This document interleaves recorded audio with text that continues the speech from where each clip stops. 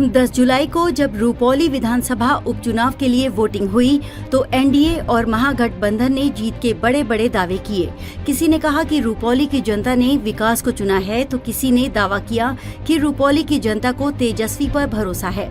लेकिन जब रिजल्ट आया तो पता चला कि रुपौली की जनता को न विकास के दावे पर भरोसा है और न ही रोजगार के वादों पर एतबार। 13 जुलाई को जैसे जैसे मतगणना आगे बढ़ रही थी, सियासी दलों के नेताओं के चेहरे बुझते जा रहे थे।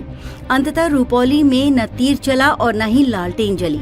बाजी हाथ लगी निर्दलीय शंकर सिंह के, जिन्होंने जेडीयू के कलाधर मंडल को 8,211 मतों से मात दे दी, जबकि 5 बार ही रुपौली के विधायक और आरजेडी कैंडिडेट बीमा भारती तीसरे नंबर पर रहीं।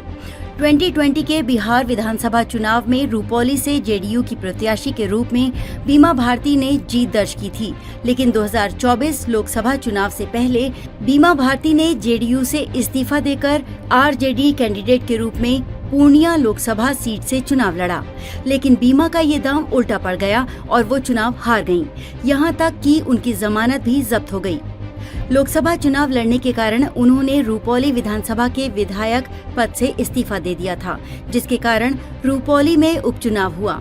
2024 लोकसभा चुनाव में पूर्णिया सीट पर भी त्रिकोणीय मुकाबला हुआ था।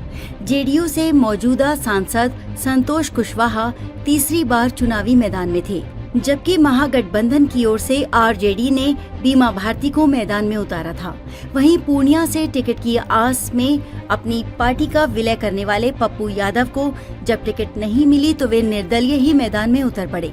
परिणाम बेहद ही दिलचस्प रहा और निर्दलीय पप्पू यादव ने जेडीयू के संतोष कुशवाहा को 9,347 वोट से मात दे दी।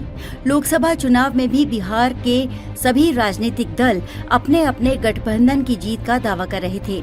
एनडीए और आईएनडीआई गठबंधन बिहार की सभी 40 सीट पर जीत का दावा कर रहे थे, लेकिन चुनाव परिणाम में एनडीए को 9 सीटों का नुकसान हुआ तो आईएनडीआई गठबंधन महज 9 सीट पर ही सिमट कर रह गया। पूर्णिया लोकसभा सीट निर्दलीय पप्पू यादव के खाते में आई। लोकसभा चुनाव परिणाम के बाद सभी राजनीतिक दलों ने अपने अपने प्रदर्शन को लेकर समीक्षा बैठक की थी, कमियों को दूर करने का निर्देश दिया था और आगामी विधानसभा चुनाव को लेकर तैयारी करने का कार्यकर्ताओं को आदेश दिया गया। रुपौली विधानसभा का उपचुनाव इन राजनीतिक दलों के लिए पहला टेस्ट था, लेकिन इस टेस्ट में बिहार के सभी बड़े राजनीतिक दल फेल हो गए। पूर्णिया लोकसभा चुनाव की ही तर्ज पर रुपौली की जनता ने बड़े दलीय प्रत्याशी के मुकाबले निर्दलीय प्रत्याशी पर अपना भरोसा जताया। कारण जो भी हो, रुपौली का रिजल्ट बिहार के बड़े सियासी दलों के लिए खतरे की घंटी है और ये भविष्य की राजनीति का संकेत भी है। इस उपचुनाव के परिणाम ने बता दिया है कि बड़े दलों के बीच लड़ाई में अगर जनता के सामने कोई तीसरा बेहतर विकल्प दिखेगा तो जनता उसे चुनने में जरा भी देर नहीं लगाएगी।